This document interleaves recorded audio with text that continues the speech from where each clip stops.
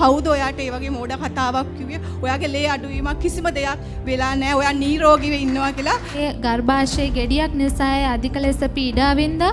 ජේසුස් වහන්සේගේ බලයෙන් සුවය ලබන්න ජීවිතේම ජයගන්න. මේ සහෝදරිය දෙවියන් වහන්සේට ස්තුතිවන්ත වෙනවා. ඇය කියනවා ඇයගේ ගර්භාෂයේ ගෙඩියක් නිසා අධික ලෙස පීඩා වින්දා. නමුත් මේ වෙනකොට ඒ ගෙඩිය සම්පූර්ණයෙන්ම සුවයි කියලා කියනවා.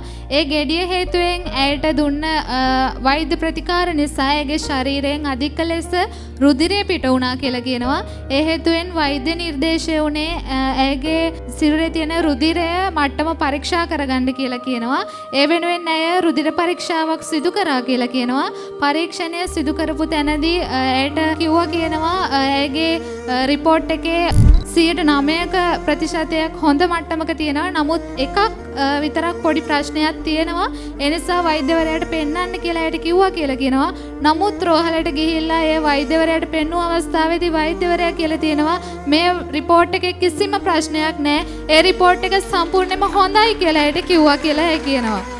මගේ දෙවියන් වහන්සේට ස්තුති කරනවා. මීට මාස 2කට කලින් ගැප් ගෙල පරීක්ෂණයක් සඳහා ගිය වෙලාව මගේ කිව්වා මගේ ඩිම්බ කෝෂයේ ගෙඩියක් කියලා. නමුත් මම මේ දේවස්ථානයේ එක විශ්වාසයෙන් පැමිණියා. නමුත් කිසිම මම රෝහලට යනවා කිසිම ඔපරේෂන් එකකට මාව ගත්තේ නැතුව ඒ ගෙඩිය සුව වුණා. ඒ වගේම මගේ ඇඟේ තිබ රුධිරය එන්න අඩුවීමක් වුණා. ඇත්තට මම ගොඩාක් බය වුණා. නමුත් මම දෙවියන් වහන්සේ විශ්වාස කරලා ගියේ සතිය සඳුදා මේ රිපෝට් එකත් අරගෙන ගියා රාගම ස්පිතාලේ 38 කාමරේට. ගිය වෙලාවේ ડોක්ටර් මේක බලලා hina වුණා. කවුද ඔයාට ඒ වගේ මෝඩ කතාවක් කිව්වේ? ඔයාගේ ලේ අඩුවීමක් කිසිම දෙයක් වෙලා නැහැ. ඔයා නිරෝගීව ඉන්නවා කියලා දෙවියන් වහන්සේට ස්තුති කරනවා. Holy Power Ministry Joyla YouTube නාලිකාව